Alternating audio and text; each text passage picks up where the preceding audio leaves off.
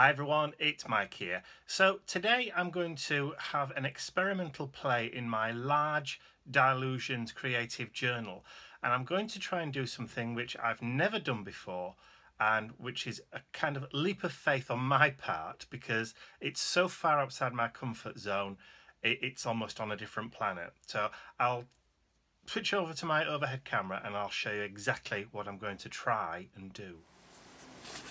So this is my large Dylusions art journal. I've already got started to put papers down in here just to create some background interest. So I'm going to be working on this page today.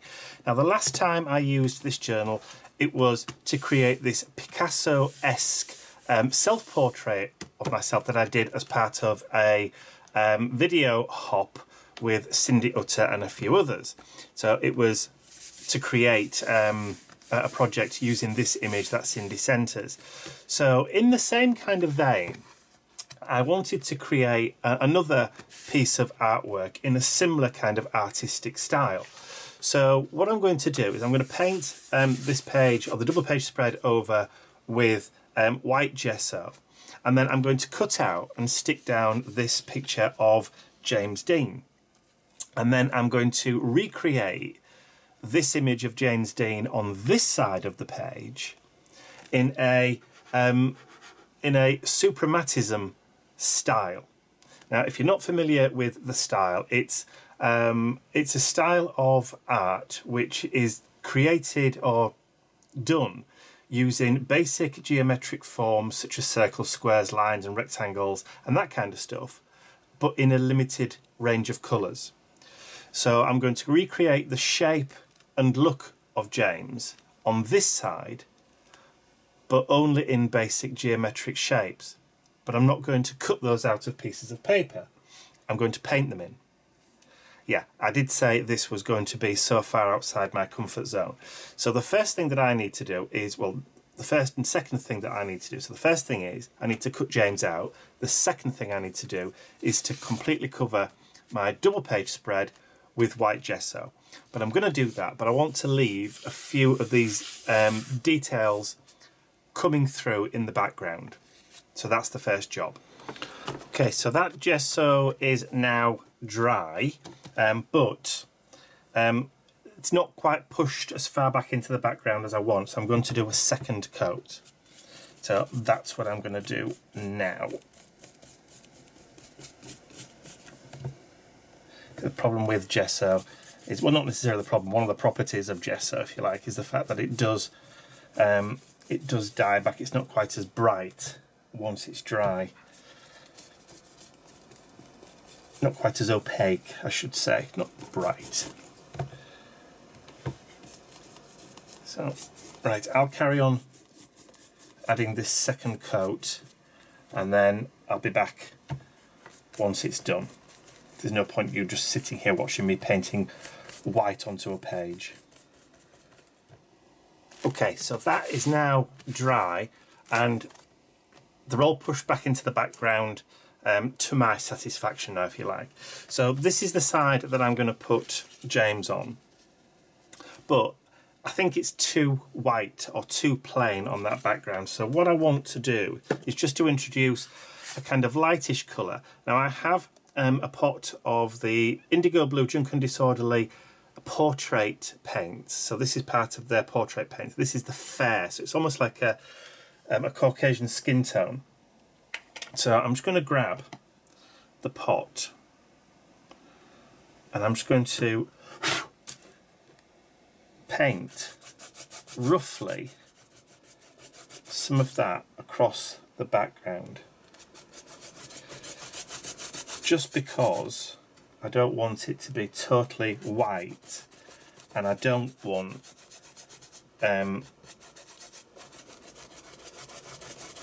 it to be perfect. I just want it to be kind of sketchy, if you know what I mean.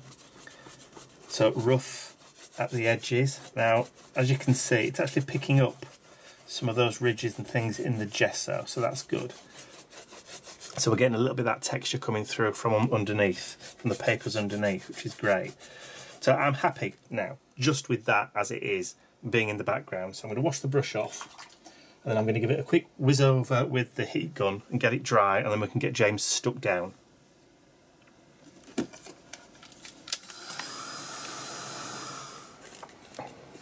Okay, so that's dry.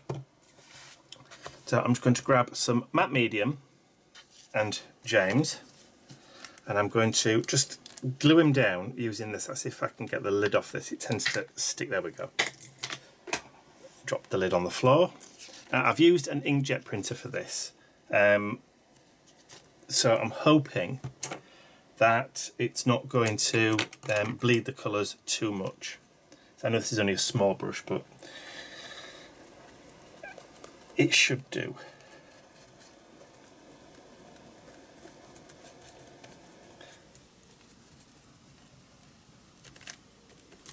Okay, let's get him squished down. If we go over quickly without too many brush strokes, we should avoid a lot of the bleed.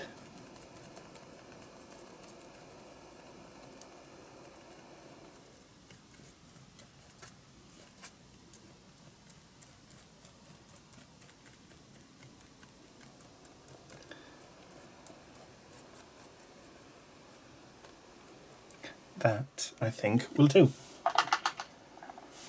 Again, quick blast. You should be able to start seeing his face come through once that shine's disappeared. Okay, so I've allowed that time to dry fully and to cool down.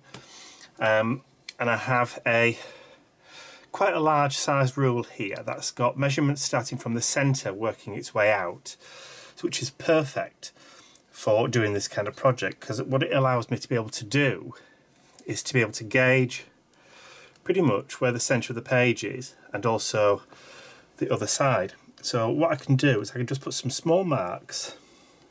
So that starts about 8 centimetres there and goes through to about 13, and then I can work out where his legs should go, the tops of his trousers, his knee, which is about there. Again, starts at about 8 and goes through to about 13. So that's then pretty much that first block of his jeans. So from the waist down to knee, so that's about there. And then the bottom of that turn up, which is about there.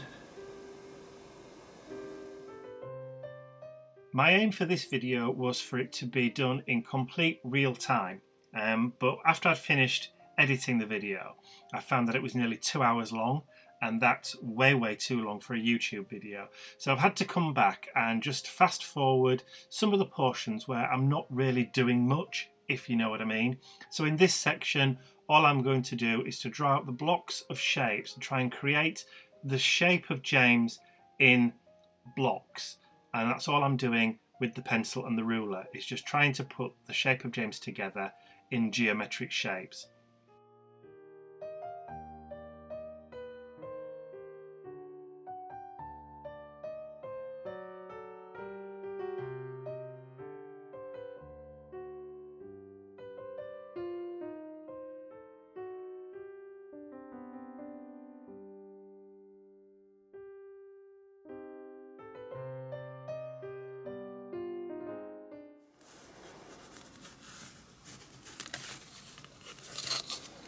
And that's going to do it. Okay, let's get started on painting it all in.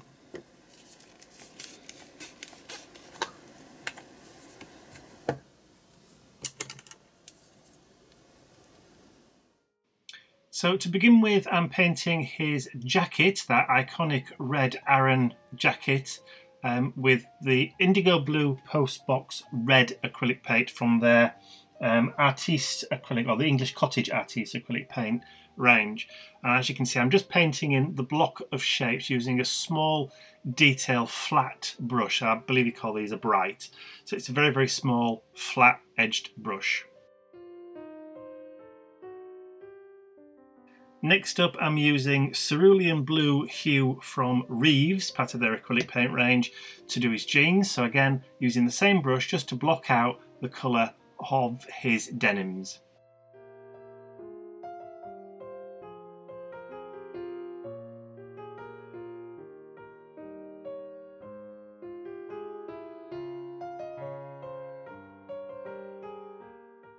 So then to start adding in some flesh tones, I'm using that Caucasian Fair portrait paint, again, that I use for the background on the other side of the page. And as you can see, I am drying, using the heat gun between each layer to make sure that I'm not mixing any of the paints, trying to keep it as simple as possible.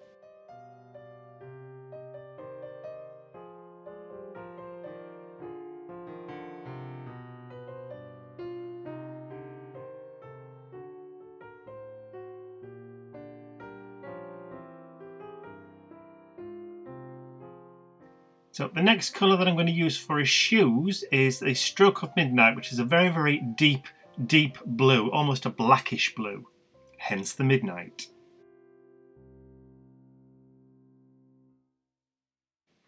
So for James's hair, I'm using the Indigo Blue Hot Cocoa, which is obviously a nice kind of warm brown colour. And then I'm adding Titanium White for the white of his t-shirt, and then start to add the detailing in for the cigarette that he's carrying in his hand. And I'm going to go over and add a couple of coats just to make sure that t-shirt is not showing any of those white lines underneath.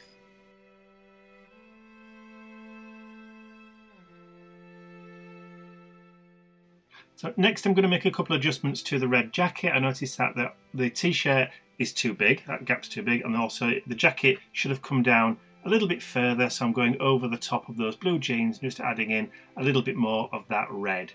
And then I'll have to dry it off, and then I can add the cigarette back in again.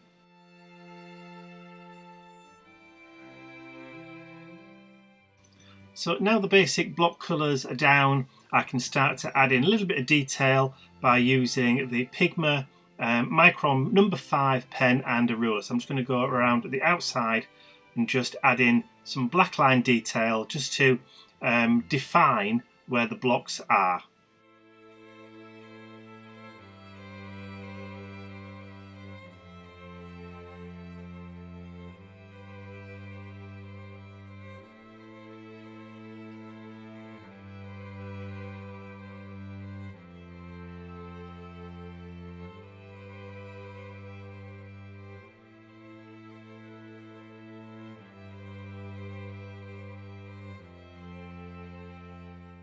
I then decide at this point that the Pigma pen isn't quite right for this. It's not writing on the acrylic paint properly, so I'll switch over to the football pen instead.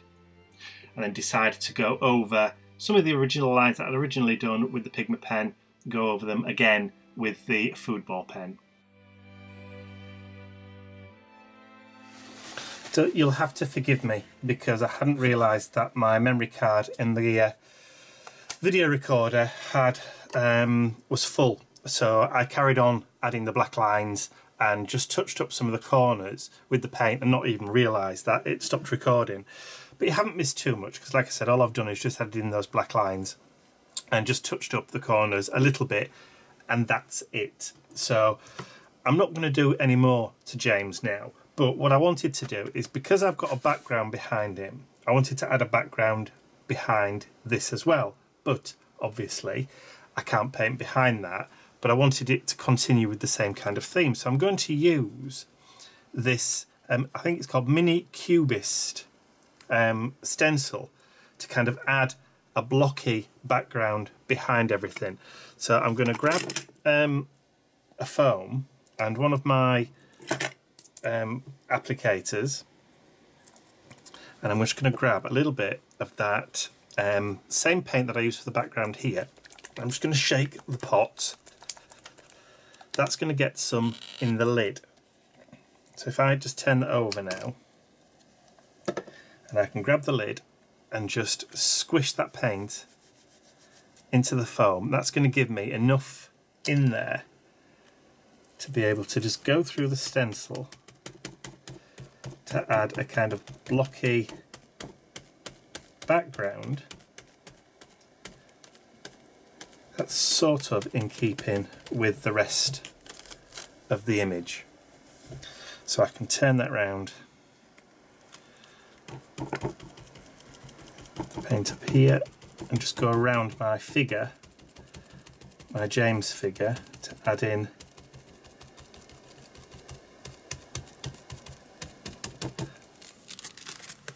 like so. And hopefully it's not going to look too out of place.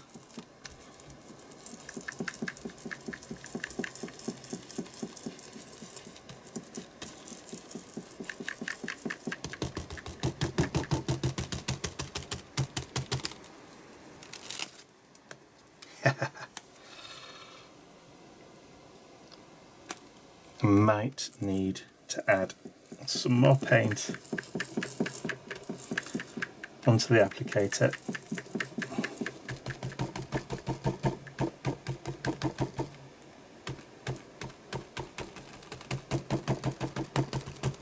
Or I might be able to get away with it. Just a tad more down here. I think that's going to do it.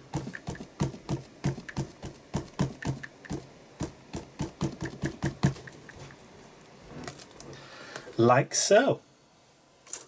Cool. Let me just dry that off.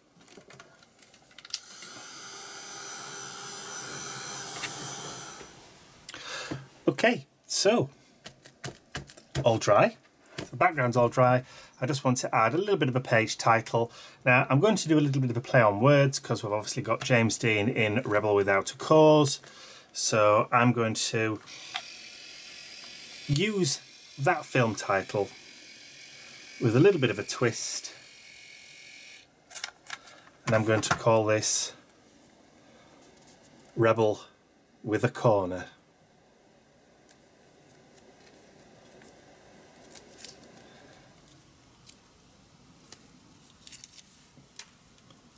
And I'm going to stick that, I think,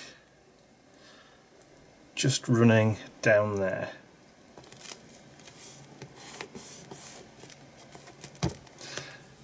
And then I'm going to grab my pen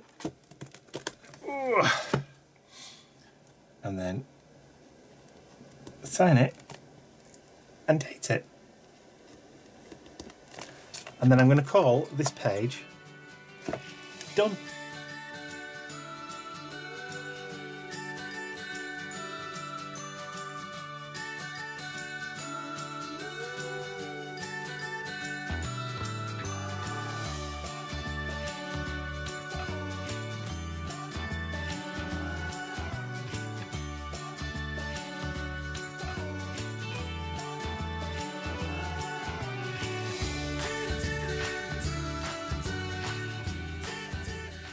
So there you go, a little bit of fun, something completely left field. It's nice occasionally to be able to mirror a style or a technique, or even in this case a school of painting. I know I've probably made one or two, as we say here in the UK, cock-ups. Not done it exactly as it should be. I probably should have left gaps in between the shapes and that kind of stuff. So like I said before in the video, it probably turned out to look more like a character from Minecraft than anything else. But even so, I still had a lot of fun doing it.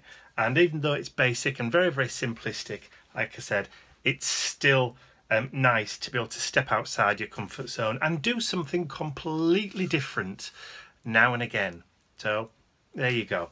So I hope you enjoyed watching it too. If you did, please remember to give it a thumbs up, share the video with your friends, and if you haven't subscribed to my YouTube channel already, you can do so by clicking the button at the end of the video. That's all from me for now. I will see you all again very, very soon. Bye for now.